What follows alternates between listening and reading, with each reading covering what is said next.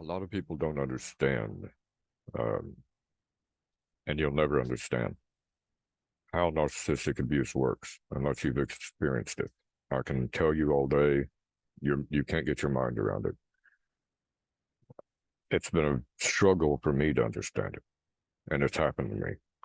Um, and I've got these damn nervous habits.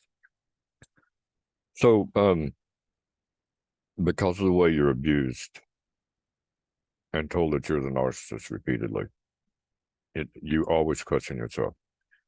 And I was reading something today, and it's like, damn, narcissists do that, and it looks a lot like, to me, it's like, God, am I? The question comes back again. Am I a narcissist? Of course, the answer is, if you question the fact that you're a narcissist, you're most likely not one. And I say most likely because I guess there are a few out there that do actually question whatever. So that alone will give you a very good indicator. Another thing that's actually a fear, I've been meeting people, lots of people I've been meeting online, chatting through the dating sites and things like that. And to be honest about it, that's the biggest fear of all. If I am a narcissist, that I would hurt one of these people like that, because I've gotten interested in a few of these women I've been speaking to. So, and of course, that's another indication that I'm not a narcissist, because I'm afraid of hurting somebody else, because a narcissist doesn't have any empathy. So it's a jumble your mind goes through. One of the things I was reading about today is called reactive abuse. And it's actually a guide for law enforcement, believe it or not, when they show up to, and Child Protective Services and other law enforcement, whatever, when they show up to a scene, and they're trying to figure out who's the abuser, who's not. And this is probably more for other countries than the United States. The United States doesn't, they don't do things right sometimes. But either way around, it's a really, really, really long article about how abuse causes, one person abusing the other causes them to react back and make it look like they're both abusers and both victims. Okay.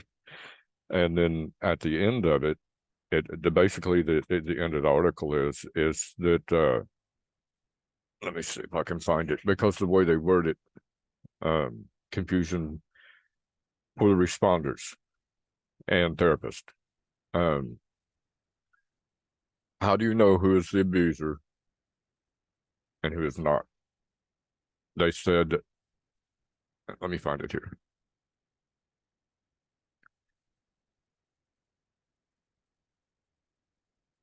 Okay.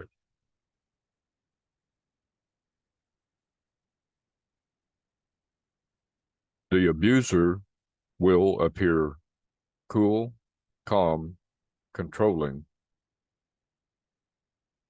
and the victim will be a frantic, uncalm, confused state who tends to lash out. So, the one person that said something said about narcissistic rage and all this fun stuff, that a narcissist does these things. It's kind of like, okay, they may do those things, but the victim does these things, because they're in a circumstance that they just can't deal with. It's what it becomes. So anyway, this is more really about, I was just kind of reading that and caught up with it and wanted to throw it out there. And one of the things that I've been following, because, okay, let me back up. I have had 36 years of this toxic everything, thoughts, emotions, everything piled inside of me. And the therapist's like, oh, we're going to do guided meditation. And the other people are like, oh, and they keep hollering about guided meditation, blah, blah, blah, blah. Well, that just made me feel worse. It did. Every time I tried to do it, to try to release my burden and blah, blah, blah, whatever. Just made me feel worse, made me feel horrible. It just, I was about to give up. And the first doctor people, you got two sets, because I kept lashing out. I kept, you know, wanting to get revenge and blah, blah, blah. So they sent me over here about exposing your abuser. And I've read quite a bit about exposing your abuser.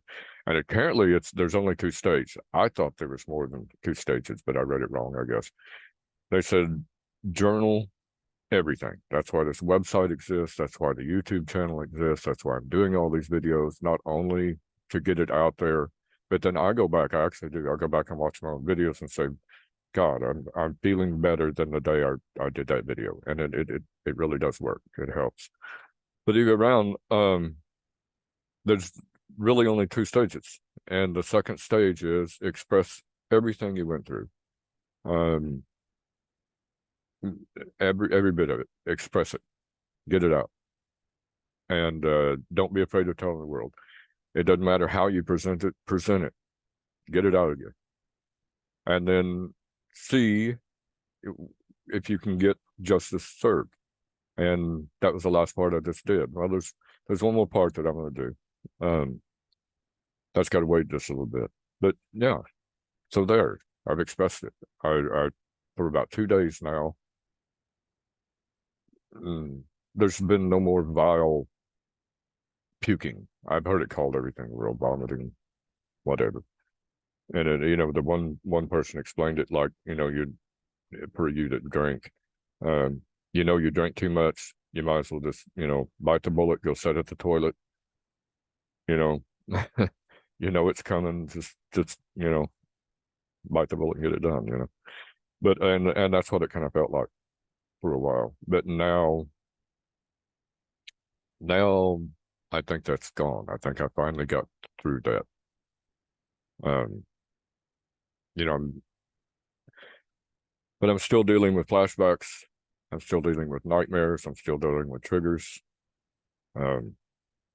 Last night was just over half the night was just nightmares. I would wake up, try to use the bathroom.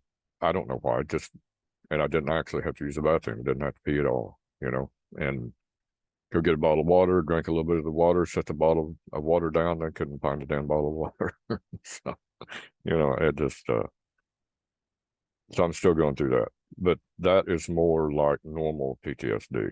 So that's more like treatable stuff. So anyway, I wanted to do the video. I'm probably going to end up journaling this as well, put it up on the website. I think I'm through finally purging.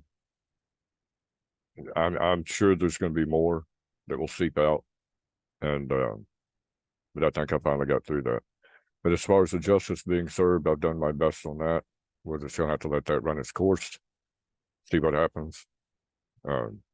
Give or take, doesn't matter either way, really, all said and done. But it feels better. Now there's how to explain that. You know, when she left, there's a hollow point, especially when I started pushing her away. I wouldn't let her come back. And that's what a lot of this has been about. So, you know, so someone told me, she asked why I was going so scorched earth. And it's kind of like, because there ain't going to be no breadcrumbs this time. There ain't going to be no recycle this time. You're not coming back. I told you on that porch, you're gone. So, good luck and whatever.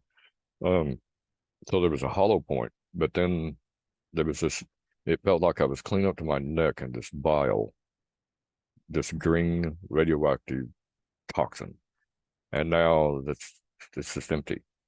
And it's not true. Well, yeah, it's just empty.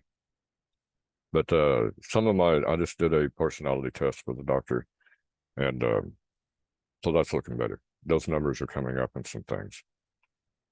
So let's hope that works out as well. Either way, that's all of that, and later and stuff. End.